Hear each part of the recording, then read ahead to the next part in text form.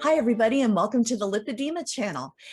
I love this part of my job because I get to interview people who have amazing stories and are finding their way successfully to manage their lipedema.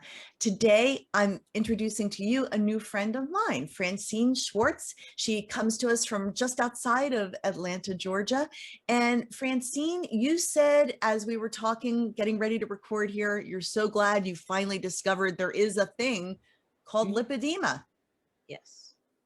Yeah, I've been obese since kindergarten and on millions of diets and I had some successes but then came back and then I guess my highest weight was 425 and I had weight loss surgery 4 years ago and I lost some of it, but then I hit a plateau and couldn't lose anything more.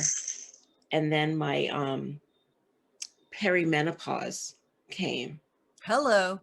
and blew everything up. And then I became immobile or semi-immobile. I needed a walker, but I was heading towards a wheelchair.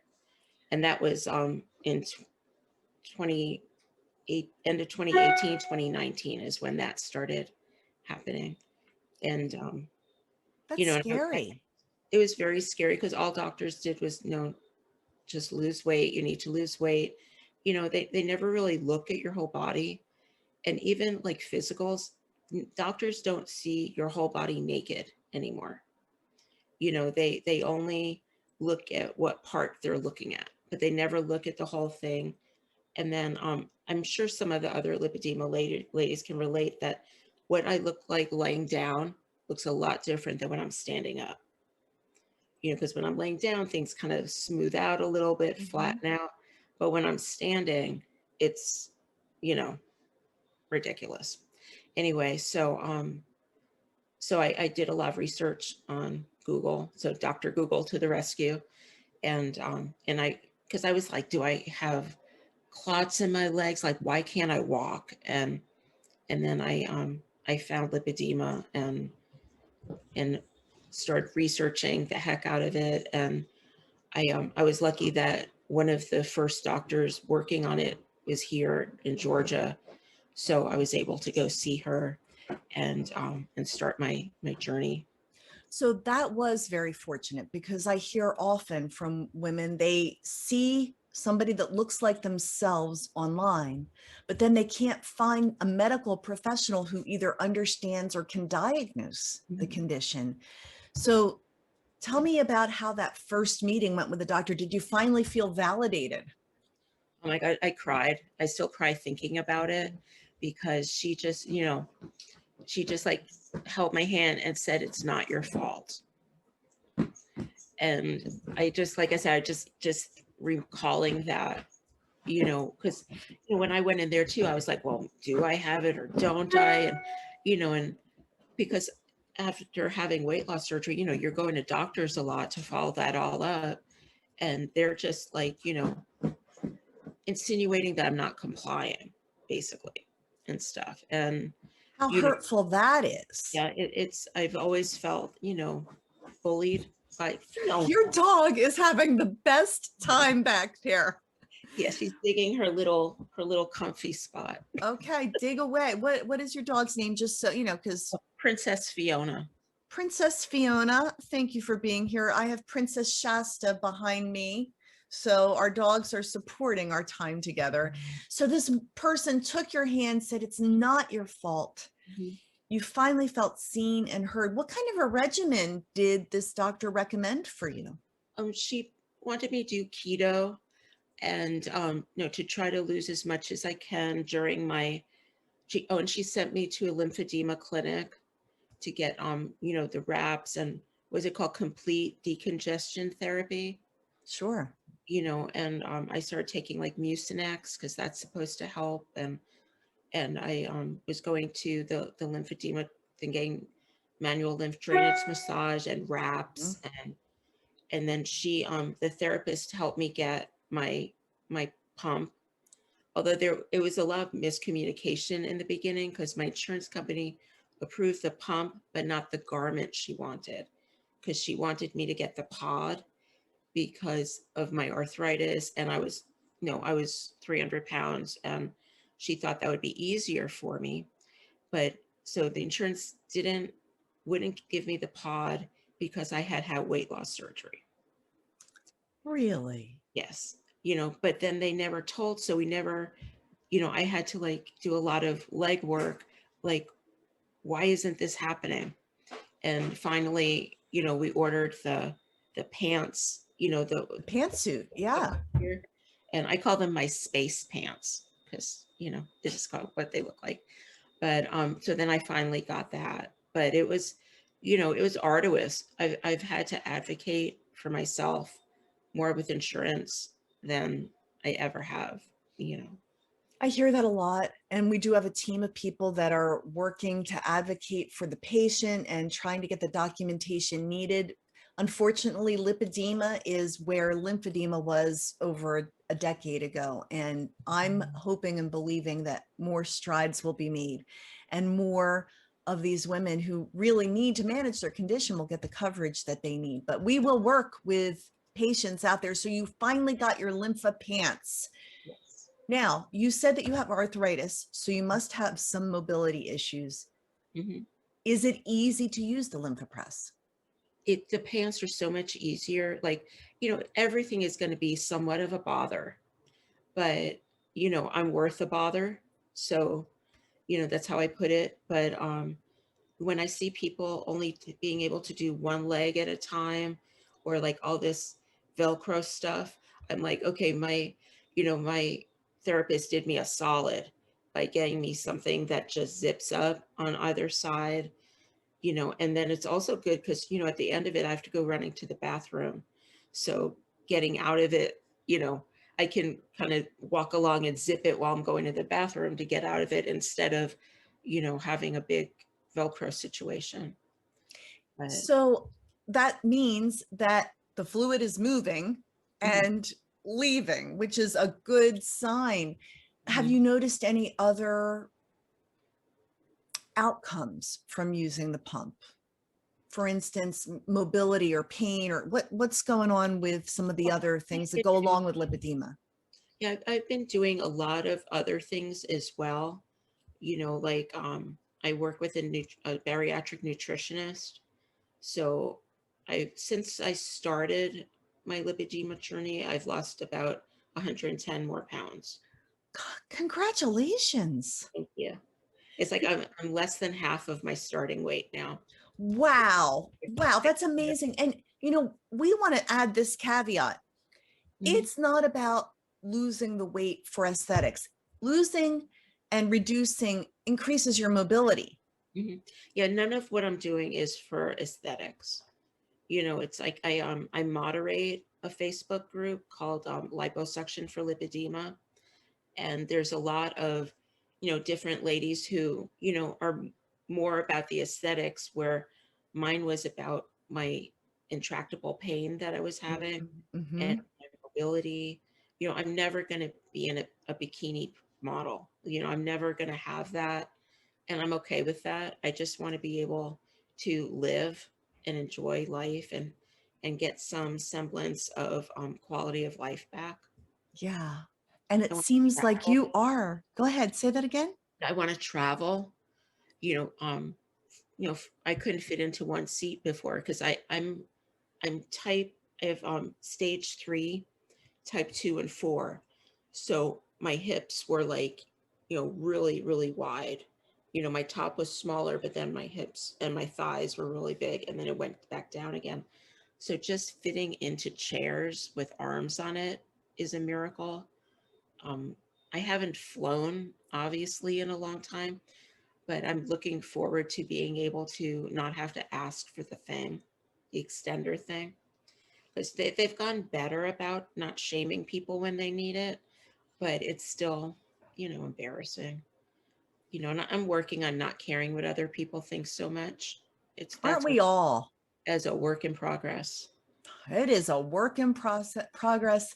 But someone once said, what other people think of me is none of my business. And I'm like, wow, what a place of freedom to be. Mhm. And Byron Katie says, it's not your job to like me, it's my job to like me. Mhm.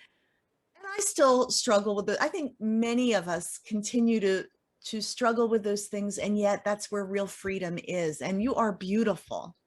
And I'm sure if I saw a photo of you 100 pounds ago, I would have still said, you are beautiful. And embracing who you are and the beautiful person that you are, regardless of what the size is such a key too. Yeah, and I think too, when I was younger, and I have something called Sjogren's, which is an autoimmune disease, and I go to a rheumatologist, and it's mimicking RA in my joints and stuff. So when I really had to crack down, when that happened, because it was like, this isn't, that I think I was diagnosed around 5 years ago. Mm, It was like, just the pain and just all of that kind of stuff was horrible. And, mm-hmm. and I had to do a lot of work to try to, find out what's good. And as far as like fitness, I'm really working on increasing my fitness. And I love Patricia with Lipedema Fitness, because she just gives me the encouragement and just that, if she can do it, I can do it, kind of thing. Yeah. Um, but so with the arthritis, I was in so much pain all the time, and with my mobility leaving, I was like, I don't want to be in a wheelchair. Mm-hmm. It's I was like, there's so much more I want to do. And my husband's retiring in a couple of years, and I'm like, I want to travel, and so that's kind of one of my goals, is to be able to increase the quality of life part. And so to do that, you do your Lympha Press, you get exercise, you eat a certain way for, we never say it's one size fits all. Everybody's got a different body. Everybody doesn't I have. got sick from keto. I developed like IBS. So Mm, I belong to this program called Bariatric Mindset Success. And the author of it, Dr. Kristen Lloyd, she wrote a book, and she also has this group program on Facebook. And she works on the mindset part. And then there's a nutritionist, and there's a fitness coach. And the fitness coach was actually someone who was a coach on The Biggest Loser, kind of doing a whole body approach to it: body, mind, fitness, food, all of it. And because of the IBS stuff, I'm on a low FODMAP diet. So I'm really learning what foods make me swell and what foods don't. And, like, if I eat something and I start getting bloated, I'm like, oh, wow. I had never felt that before. mm-hmm. I've had 5 lipedema surgeries, liposuction surgeries, and a panulectomy. I still have ways to go, and then the skin tightening and stuff. But I I'm fighting my insurance company about reimbursing me and Mm. stuff. So until I can replenish my funding, I or get them to cover it. Hey, I'm kind of at a standstill with that. But I'm just trying to do, find what everyone's doing, and I research it, and then find what works best for me. You That know. is a message everybody can relate to who Mhm. watches this channel. And I think I want to go back to something you said. I'm worth the bother. Mhm. Did you always feel that way, or was that a journey to get there? No, I tend to always put other people first. And my career, I was a dresser on Broadway for 25 years. And so just by that nature, I was, helping others, because, yes, I help with their costumes, but you're also a little bit of a psychiatrist too, because, everyone talks about their issues or problems and stuff. So I was always giving, caretaking others, Mm, and putting myself, last. And I'm an emotional eater too. So, you know, so instead of feeling my feelings, I would just go to food to do that. yeah. Oh, I can relate to that. Absolutely. I think it's so cool that you were a dresser on Broadway. That I loved means that it. you I loved it. say that again? I loved it. I bet you did. And how do you get to be a dresser on Broadway? Like what's your background? I have a degree in economics and urban politics, Oh yeah, so that really relates. but I s- I started, I also have a minor in theater. So that kind of helped a lot. And then in high school, I was always into Halloween and the Rocky Horror Picture Show and costumes and all that kind of stuff. And then after school, working, in school, I did costume design stuff.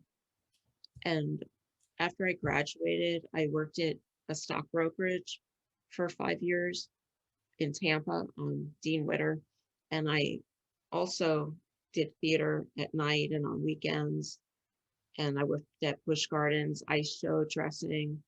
And I guess I guess I was maybe like around 27, 28, and my whole apartment building burnt down. And it made me Oh. question, what do I really want? I wasn't injured, I wasn't home or anything. I had no pets, thank God. Mm. But it just made me question, what is it I want?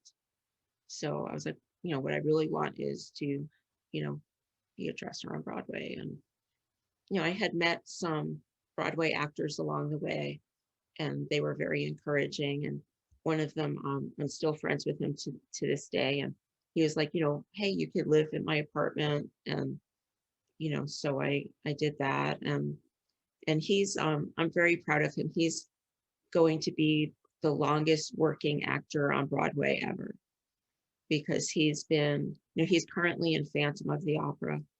But when I met him, it was Les Miserables, and he was in Cats and Dreamgirls, and I'm very proud of him and grateful to him also. Oh, amazingly talented person, and you fit right into that world. Was it Mhm. hard to walk away from that? It was, but I left. I Atlanta now is kind of like the Hollywood of the South, and they do a lot of filming here. So, and when my husband, then boyfriend, when we decided we wanted to have a life together, he's got kids and elderly parents here. And then when I saw there were job opportunities here, I was like, okay, well, I'll come there. And I worked on some TV and movies and stuff, but then when Sjogren, all of a sudden, my hands and all my joints were going crazy in pain and stuff. So I found out about the Sjogren's diagnosis, and I became more disabled, because it's really hard to stop the progression once it starts. Mhm. Now, you're not referring to the lipedema, you're talking about The arthritis, yeah. the inflammatory arthritis. So here's what I see. You are a person who has set out to achieve some things, and seems like everything you set your mind to, you have done. And your next goal is to go and to be mobile and travel and live your life fully. I mean, my goodness, you're already, did you say a third of the size that you used to be? Just have. Half. Oh, just half. Well, I'm So going to lose around like 35, 40 more pounds, but I'm not looking to be, a size 4 or something like that. I'm like, I just want to be a size that I can manage and sure. hard to maintain. And Yes. so, And you will do it because you are that kind of person. And I love the fact that you have a vision of traveling and this next chapter of your life. I'm so grateful that you decided to share this chapter and your story with us. We connected because you were involved with one of the lipedema roundtables, or you were out there in the world, and I found out that you had a Lympha Press, and I love helping people get a Lymphopress, especially if they seem to have tried everything else. And with lipedema, you do try pretty much anything because you don't want it to get worse. and to know that it can help you manage your condition and help you get better. And it's easy to use. That makes me super happy. So thank you for sharing your story today, Francine. What would you like to say to our audience out there if maybe they found Dr. Google, they know that they might have lipedema, and you want to leave them with a little encouragement? I guess, about advocating for yourself, and like you said, that that you're worth the bother. And it's, and I know some people can't do some modalities and some can, and it is not an inexpensive illness to treat, but I've got everything. I've got like a vibration plate. I have this QB thing. It's an under desk elliptical thing. And I found a way to make it comfortable so that I could ride it for an hour. And I'm in the process of getting an exercise pool for the backyard, because Oh, that's what I've read a lot, is how the benefit of aqua exercise, and every doctor tells me to do it. And where I live, the pool has a lot of kids in it, and they have a lot of caddyshacking going on. So I don't want to go to that pool. caddyshacking. I immediately got the vision of the pool scene from the movie. Yep, I get it. Well, good for you. So you've got many tools in your toolbox, and you're doing what it takes because you are, as the L'Oreal commercial says, worth it. Mhm. Yeah. Thank you so much, Francine Schwartz.